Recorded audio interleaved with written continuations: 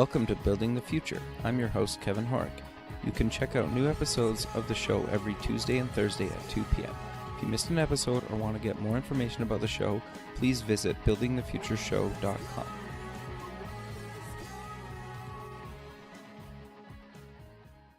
Welcome back to the show. Today we have Hayley Simons, co-founder, director at Alberta Creativity Network, formerly Creative Alberta. Hayley, welcome to the show.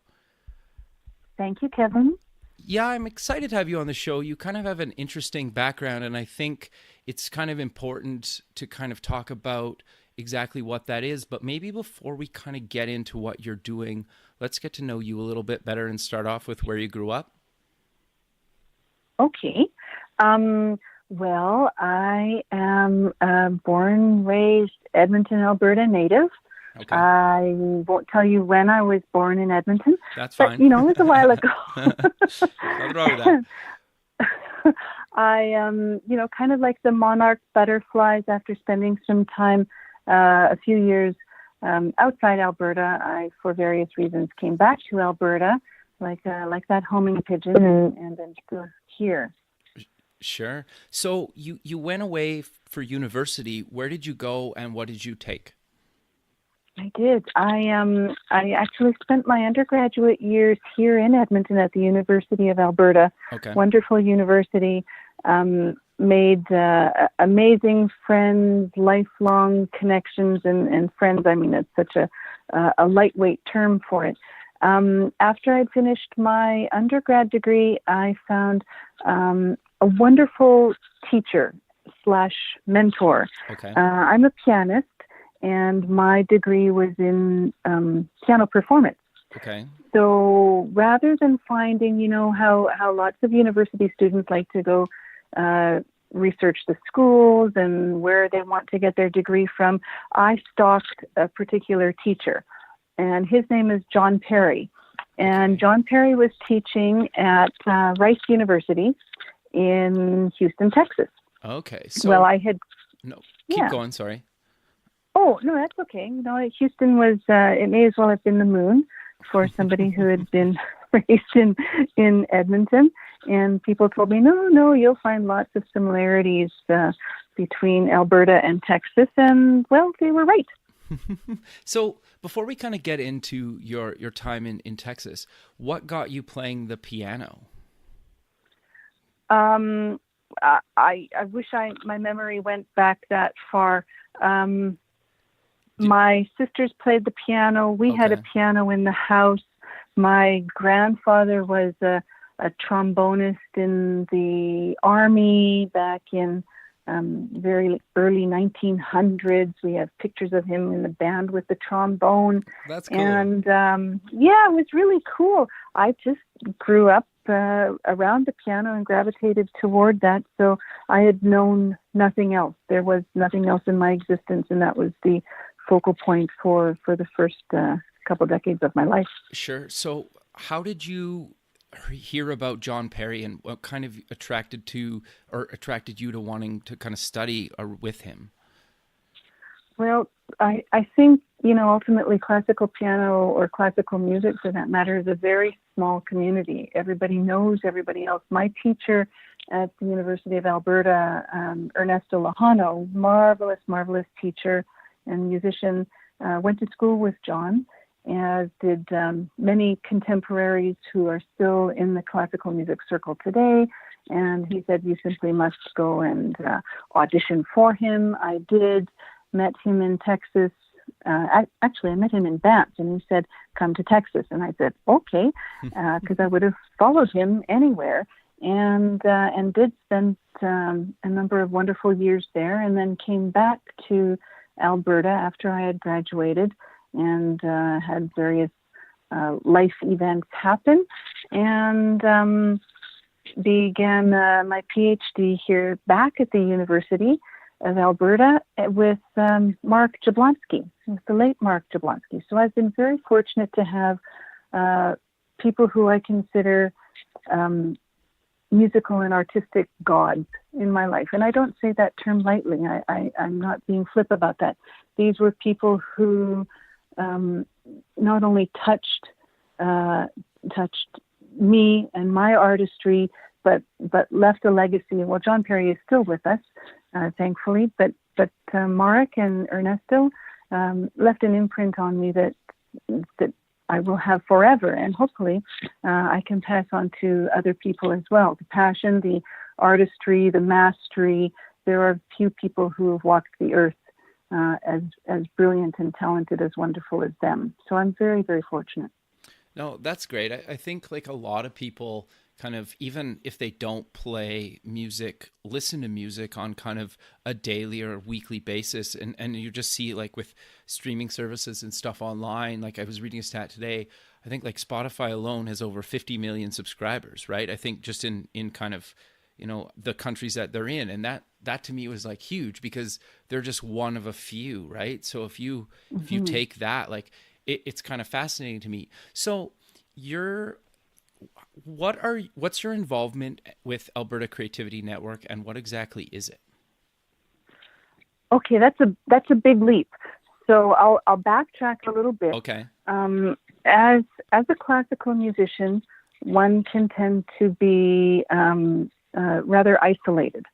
Okay. And I'm not an isolated person. I liked being social, and I think the thing that cranked my engine the most was the interaction with people. So the plight of the solo, struggling, tormented artist was not an avenue I felt inclined to pursue, and I had stopped performing as a soloist. I still perform occasionally as a collaborative artist. We even went on to have a new music ensemble called the Hammerhead Consort, which specialized in performing solely new music, as in fresh music, fresh off the press by living, breathing composers. And that was a really exciting and different turn as well, because you get to see the creation aspect in process. You don't just get to be a translator of ghosts from the past. And that was a really exciting process as well. But the other avenue I had taken was teaching. And that was really interesting because, of course, when you're teaching in a music studio or a private music studio, not just a classroom situation, you get to know a person. And it becomes no longer just about teaching an instrument or teaching a subject. You're actually teaching and guiding a person. And at that point, I realized that there were some young people and not so young people, because I taught adult students as well, who were hungry, starving for some kind of artistic fulfillment in their lives. And what that meant is they weren't getting that kind of fulfillment elsewhere, whether it was in school, whether grade school, university, their work process. It led me to investigate, why these kids and adults who were sitting on my piano bench weekly were lamenting the lack of opportunities there was in their life for some kind of creative output. We talked about earlier, we called it an outlet, or some kind of meaning on a regular basis. And for other more physiological or scientific reasons, I like to think that the scientific study behind pursuing art and music led to some pretty significant successes in my family's lives as well. So do you want to hear about that? Do you want me to elaborate on that a little more? Going. Sure. It's rather personal. Well, it's up to you. I don't mean to share on that level. There was a certain point in my life as a mother of a youngster when we had received a diagnosis for my youngest child of autism. Okay. At about the same time, we received the diagnosis of Alzheimer's from my mother.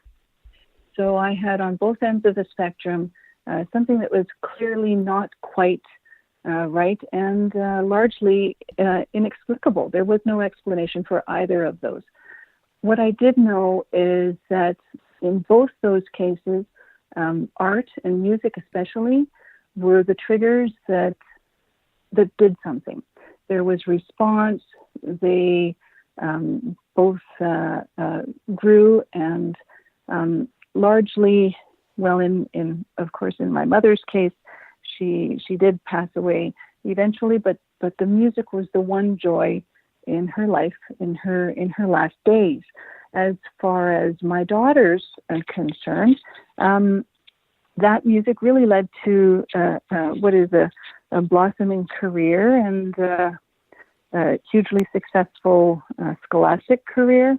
And we knew there was something there. We knew it wasn't just a one-off, that music or the arts wasn't significant.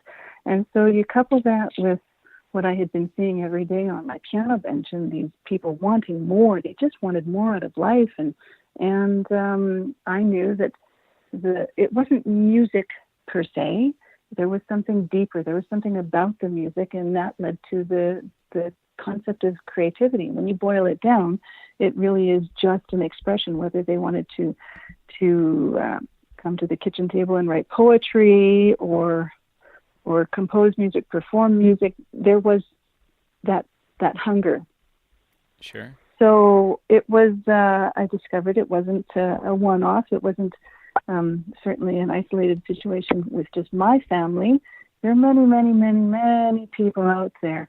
And, a series of events, one thing led to another. There was a wonderful event held in Alberta through the Alberta government and the education department. And one of the ministers, Minister Dave Hancock, led an event called Inspiring Education. Okay. Which was really a meaningful event in that it led to actually many questions. And as so often happens when there is an event, it is just a singular event, and there is no concerted or strategic afterthought. What is going to happen after this event? And I was left wanting more, and we had wonderful speakers, and Dan Pink was one of them, and he and I maintained communication. His work was at the time absolutely breakthrough as far as right brain versus left brain. It was all very interesting, and of course this is 7-8 years ago now, so that led to, hey, why don't we form a club, and we'll call it Creative Alberta. Okay. We'll make our goal to be championing creativity throughout the province. And as so often happens, and it's still astounding to me how often this happens. I wasn't the only one with this idea. Certainly, I wasn't the only one with this idea in North America or in the world. And we very soon found other organizations that had already been in existence or were just forming at that time. And one of the lead organizations was Creative Oklahoma. Okay, interesting. And and they were, as it happens, just forming slightly sooner than Creative Alberta was. We met each other as lead organization people, and others as well, at an event in Washington D.C. called AEP the Arts Education Partnership. And I invited a few education folk from Edmonton to accompany me down there, and we had a wonderful time. And we were officially and very casually inducted as the only Canadian members of the Arts Education Partnership, and I was very pleased and thrilled with that, and that's cool. Thrilled to take that experience back to Alberta. So, when you are passionate about something and you have an idea, I think the most powerful thing to find out is that you're not alone, and you connect with other people automatically. So Creative Alberta was formed. We had the connections with these same people from the Arts Education Partnership, Creative Oklahoma, other networks, other people who we had met through various conferences, usually, again, parallel to a classical music community, this creative community was very small. Everybody seemed to know each other, and the network just grew. At that time, Creative Oklahoma was having, and still does have, its yearly creative events and conferences attended worldwide by many, many people. And we wanted to do something like that here in Alberta. So why can't we do that here? And we did. And we made that our goal for 2012. We wanted to hold an imagination conversation in Alberta. And the imagination conversations were based upon a precedent, a template called, of course, Imagination Conversations, that were held in the United States. And we had attended our first one under the as invitees of the head of the Lincoln Center Institute for Education. And this imagination conversation for them was the culmination of a number of other imagination conversations. And of course, it's all based on, yeah, you guessed it, imagination and highlighting the importance of imagination and creativity in the development of innovation. So from these events, what eventually happened is the formation of an international network called the National Creativity Network. And the National Creativity Network is still in existence. We still champion not just the arts, of course, we champion creativity, innovation, and imagination as it evolves through different sectors, in the sectors of education, commerce, and culture.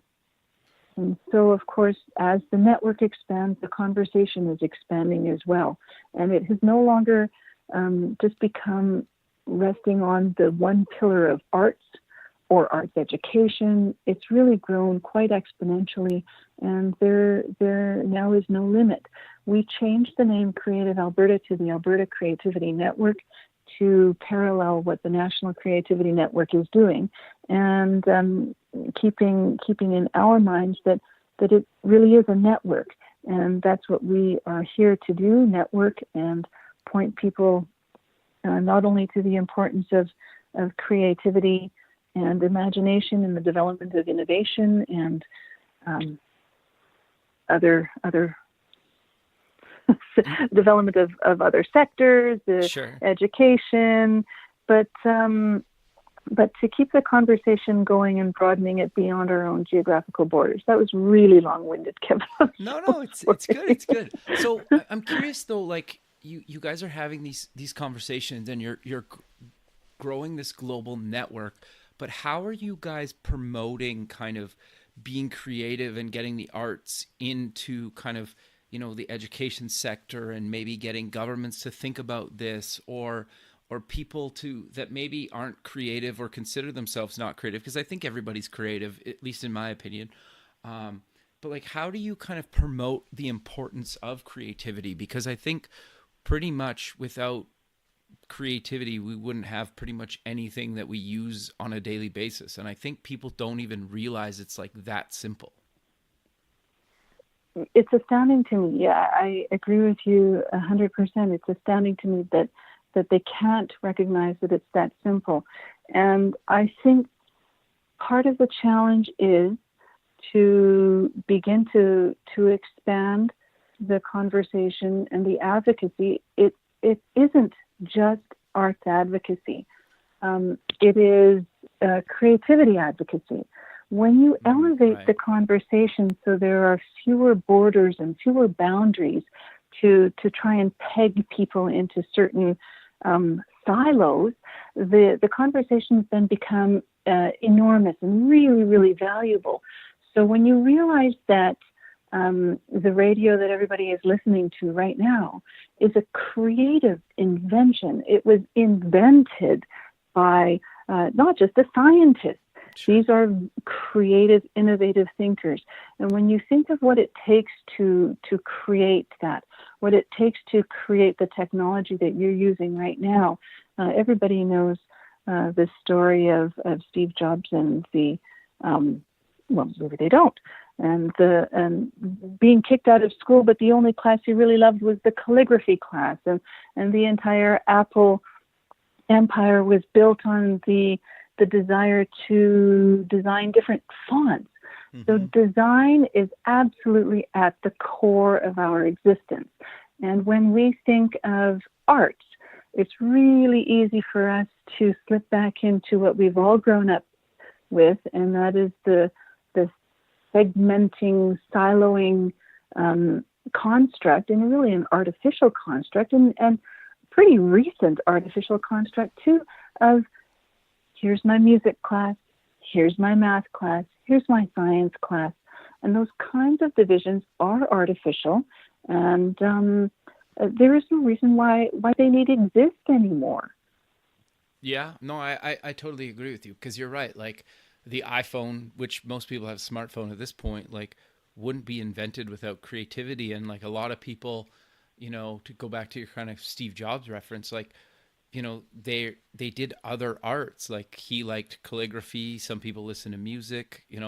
The clothes we wear is creative. Like I think people don't realize how like they almost feed each other, and then we feed other people, like create people that have or make a living in the creative space, feed the people that necessarily maybe don't make a living in the creative space. But I think everybody kind of feeds creativity. And even if you come up with like a good idea at work where it's maybe you're not really in necessarily something that's traditionally a creative type field, but if you think of a way to like save time doing a task, well, that's creativity, right? So I think it's not always just about like painting a picture. It's about, kind of even solving problems, at least in my opinion, because the smartphone, for example, is, revolutionary and super creative, and it solves a real problem, right? So you kind of, to your point, like you bring, if you take down the barriers between kind of math and science and creativity and a bunch of other things, it's just about, kind of getting people to think and come up with new things and hopefully make our existence on this planet better. That's how I see it. Do you kind of agree with that, or what's your I take on that? love the way you put that. I absolutely adore the way you put that. And I think you absolutely hit the nail on the head, Kevin, because creativity is a way of thinking. It's not the outcome. It's not the painting hanging on the wall. It's not the concert that you're attending. It is a way of thinking, and it is a way of building. And like you said, this is for the betterment of our existence. Everything is building, building, building. And we have a choice. We can foster that way of thinking because it is something that is developed and practiced over time, as we can see with the artist. That is an artist's way of thinking. We've had practice at that. Other people have not, because they've only been exposed to this rather stilted construct of scheduled classes and different subjects, which is still bizarre. But you're exactly right. When we open that and when we start to collaborate and blur the boundaries and, for example, teach through the arts, we will be able to build our creative capacity and that way we need to think and that way we need to live to ensure we have a better life. Sure. No, I 100% agree with you. And I think even just having like a creative outlet, I think even if you're not, even if you're like, I don't like painting or whatever, there's like other things you can do creatively to just kind of have an outlet that even if you never show anybody or even tell other people that you do that. But like for me, like I'm not really I wouldn't consider myself like a painter, but I've painted in the past, and the stuff I come up with I think is terrible and I would never show anybody, but I find it like super relaxing, just like put on music and just like paint. It doesn't really matter what comes out, right? If you feel better after it, like why is that bad, right? And I think some people are just scared to kind of do something, even if it's kind of just for themselves or to kind of just relax, And it kind of sounds maybe cheesy, but I think sometimes people are scared to just try new things to kind of help themselves along and maybe just kind of have a relaxing night. Sure, absolutely. And lest we allocate it to a frivolous thing like having a relaxing night, because I can hear people thinking, yeah, sure. And there isn't a mother out there who isn't thinking, yeah, easy for you to say I'm going to have a relaxing night here and grab my paints and my my canvas and try and create something, because it ain't going to happen, I guarantee. But it is something that we can encourage and that we can foster, especially in an education system Sure. where we have people at that perfect age for it to seem normal and not freakish if after the age of 11 or grade 5, somebody raises their hands and says, yeah, you know what, I was thinking of being an artist. Mm-hmm. And people aren't looking at them saying, oh, good luck there, buddy, because all that food bank is going to have to feed you. So we have a very skewed sense of purpose and priority, I see. I would hope that kind of practice and something that we can encourage like that really leads to let's use the heavy hitting argument, innovation. Mm-hmm. So if there are groups of kids or classrooms or schools or entire districts, which there are, by the way, devoted completely to teaching through creativity and exploration and imagination and fostering those kinds of things. Well, these are the kids who are creating the apps that we're using on our phones right now. These are the kids who are creating computers, entire businesses. Entrepreneurs are creative. If we start bringing in that economic argument, then we give some weight, which I admittedly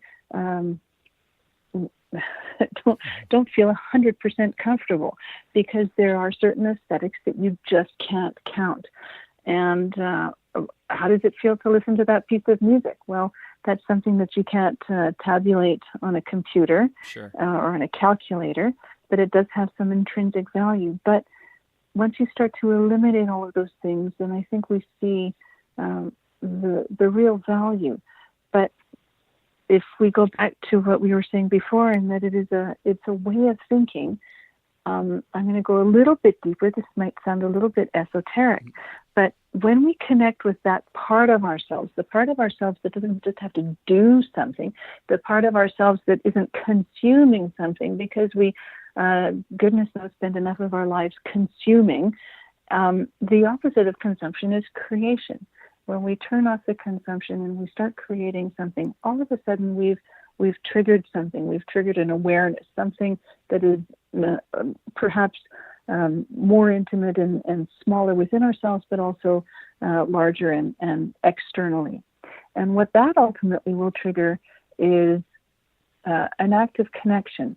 When you create something, you are connecting to something, whether it's yourself, whether it's an artist wanting to connect with an audience, whether it's a business person wanting to connect with clients or customers. There is that connection. And ultimately, it's that human connection that we're fostering. And we can build anything upon that. And I think that's where we might need to be turning our priorities right now. Yeah, I think it makes a lot of sense. So what do you kind of say to the people that are kind of skeptical of the arts? Like, how do you kind of at least get them to at least maybe think about kind of the art side of things and trying to maybe bring and foster kind of the creativity into their organizations? Oh, gosh. Okay. I have a lot to say about people who are skeptical of the arts. And I love that. Actually, I thrive on listening to them, because I really need to listen to them. What are you afraid of? What is there to be skeptical of the arts for? What's the bottom line? And inevitably, the bottom line comes to some kind of huge financial rationale. And what that Okay. can mean is we don't have enough money to fund both the arts program and the science program at school. I'm sorry, guess which one is going to go? And I steadfastly argue, why is there still a science and an arts program? It doesn't make any sense. It's like I'm going to fill the right two tires on my car, and I'm sorry, I don't have enough air for the left two tires. It doesn't make any sense at all. There are different skill sets, there are different knowledge bases, but until we learn and accept and realize that they all work best together, this this lowering of the value of the arts, it's so easily extrapolated and severed from the rest of the body. I think it's actually that violent. How can you think of that as just a frivolous thing that you can just divide and prioritize everything else over that? So the skepticism of the arts. Here's another argument I hear all the time. Well, how are you going to make a living as an artist? Well, okay, I don't make a living as an artist. I can tell you firsthand it's exceptionally difficult to make a living as an artist, but that's not the goal. If that's your goal, boy, we would have a whole lot of I mean no offense by this, accountants and pharmacists. I mean, and I only mean that because that tends to be a profession that every parent would feel very safe and secure if their child were to take up.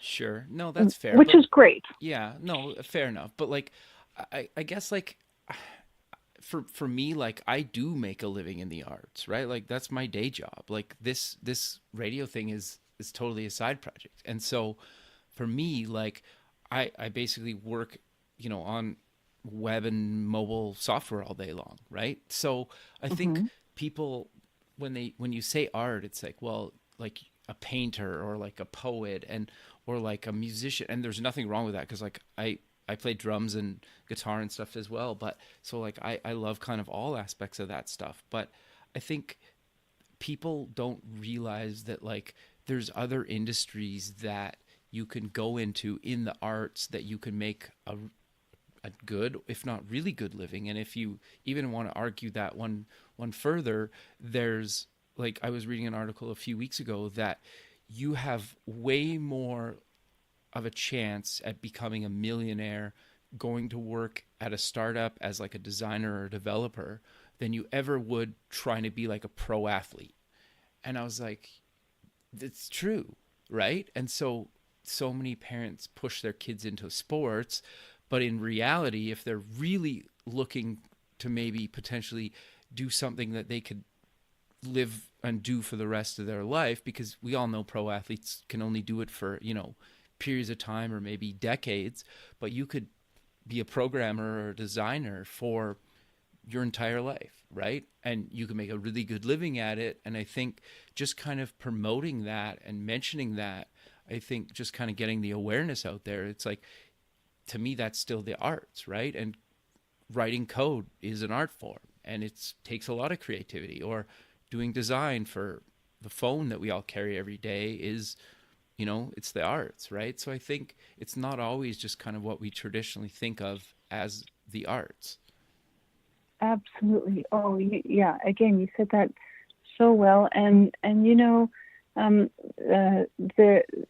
there's a person, Jacob Bronowski, who wrote The Ascent of Man, and he said about science and art, science is as much a matter of imagination as is poetry.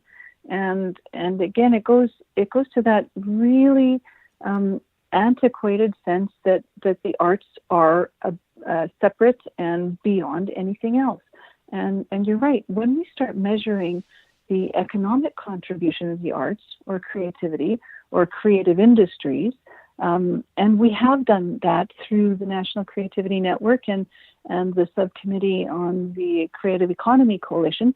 They've done a fabulous work. It's dated now because it's 2 years old, Sure. where they made a listing of definitions of what really defined what were the creative industries. After you do that, and you start to tabulate the contribution, the economic contribution of the creative industries, and in most cases, in Canada, we haven't done that specific math, but there have been initial tabulations saying that, for example, in British Columbia, the creative industries outnumber the total contributions monetarily of fisheries, of mining, of forestries, and there are a couple other ones combined. Sure, all of those industries combined. Yet we still, and the adage goes, what we measure, we support. And if we don't measure them as creative industries, because that's a little odious maybe to the rarefied artist, and we don't like to think of ourselves as being part of an industry, yet we are, and it's a completely fair evaluation too. We contribute enormously in this continent, on this continent, to our economic well-being. So once we have that economic validation, I wonder if the people who are skeptical of, quote, the arts would be so quick to jump in. And at that point, I would say, okay, well, what is more economically viable than the arts?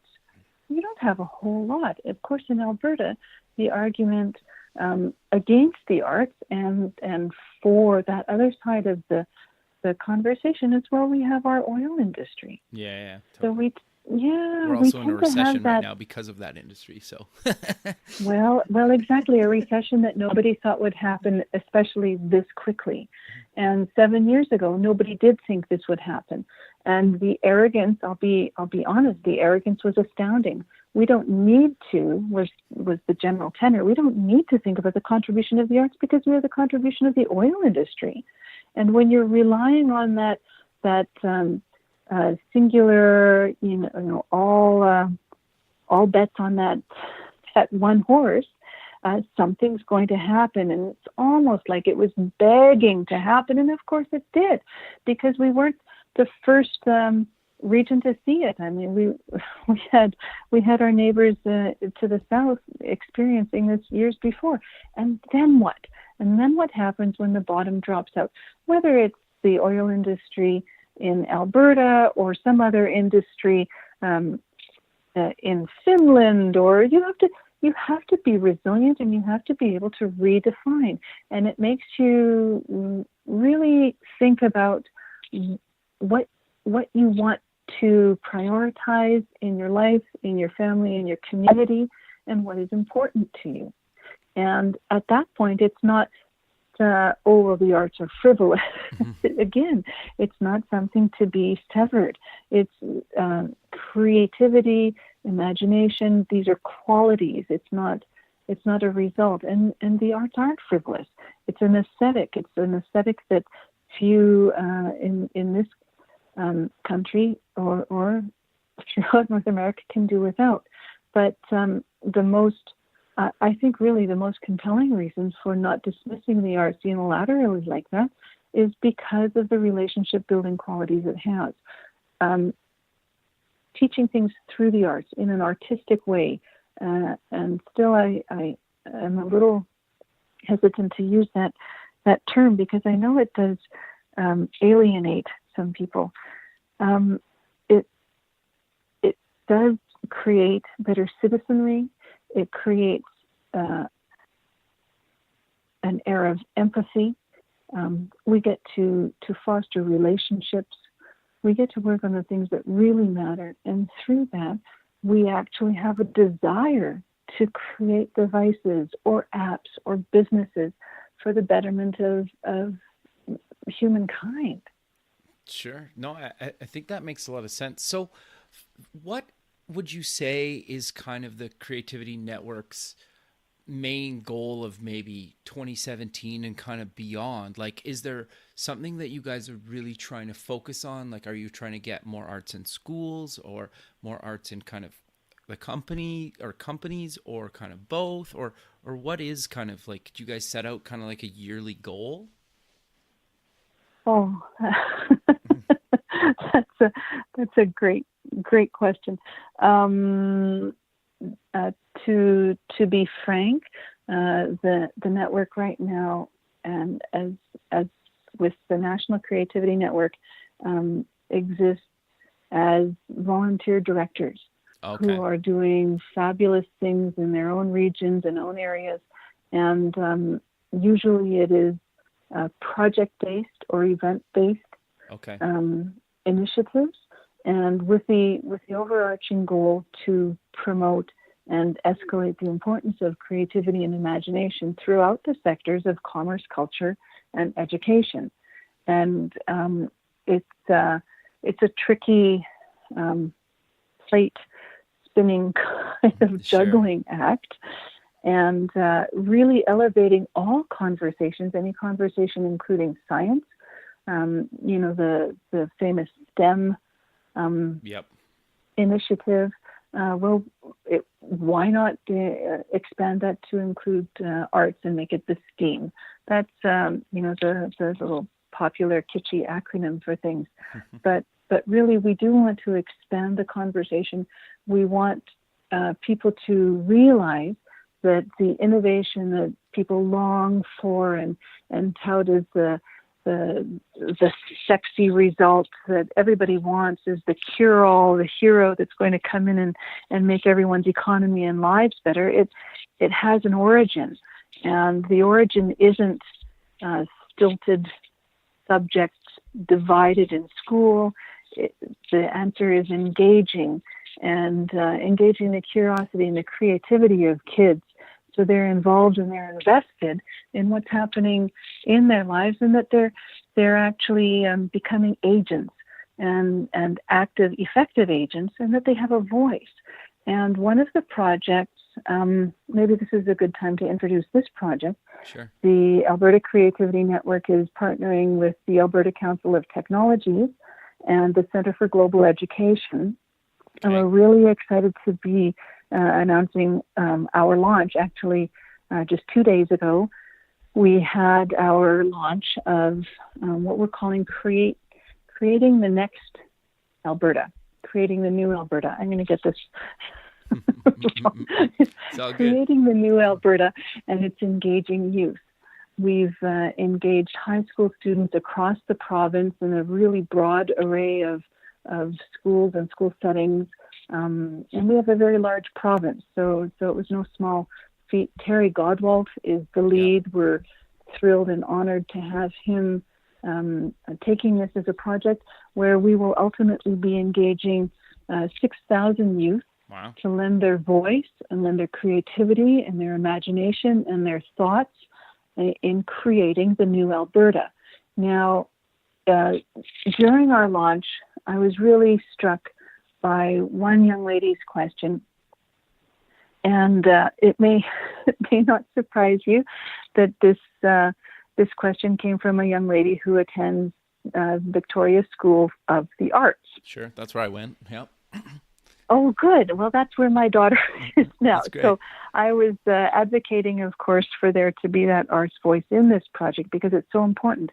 But she very eloquently and diplomatically brought up that this is an endeavor largely launched by the Alberta Council of Technologies. She said, where do we fit in? We are artists. We want to be a part of this discussion, but how are we going to fit in? And Terry replied, of course, that that's why the art school was chosen to be one of the participants. We also have a science-focused school. We have schools representing all kinds of communities throughout our province because it's the diversity of the voices that matters the most.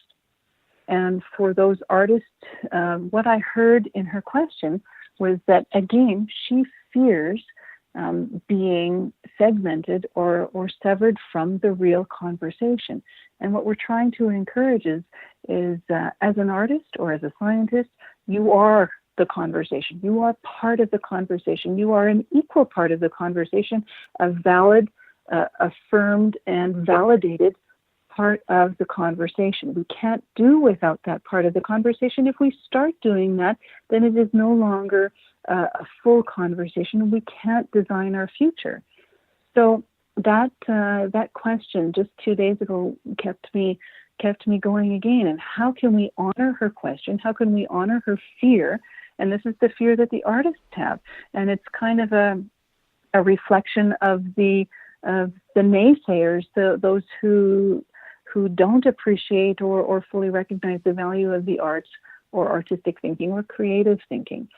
So what I would say to that on both sides, because we do have fears on both sides, we have the artists hammering at the window to get into the conversation, and everybody afraid that their children are going to go off and be starving artists and ballerinas on the street somewhere in the freezing winters of Edmonton. But what I would say is that when we include everybody in the conversation and make sure that all voices matter and all voices are heard and all voices have an opportunity to collaborate together, then all of a sudden we get to experience the greatest common denominator. And they learn to look above economic or artistic or scientific considerations. They become people collaborating in a very creative way through very creative means. And I'm really excited to see what they come up with as their output in the final white paper at the end of April, which is just a few short weeks away. Sure. Well, Haley, sadly, we're running out of time, so maybe let's close the show with mentioning where people can get more information about yourself and the network. Okay, sure. We would encourage everybody there are a few sites with a lot of acronyms. The Alberta Council of Technologies, ABC Tech, is the lead organization of the Engaging Youth Project. The Center for Global Education is another. Alberta Council, sorry, said that one already. The Alberta Creativity Network is a partner and subsidiary and member of the National Creativity Network, which is a broader organization run throughout North America, which is broadening every week. I would invite everybody to investigate, especially if everyone in Virginia and Atlanta. Yeah. Atlanta, that's Georgia, yeah, are listening. The National Creativity Network and the subsidiary or the subcommittee, the Creative Economy Coalition, those are all wonderful organizations. Just do a little bit of searching. I can't even do justice in this short call to all of the fabulous activities. Please get involved. Please investigate. Do something. Have a click. Well, Haley, I really appreciate you taking the time out of your day to be on the show, and I look forward to keeping in touch with you, and have a good rest of your day. Thank you so much, Kevin. All right. Thanks. Bye. Okay. Bye-bye.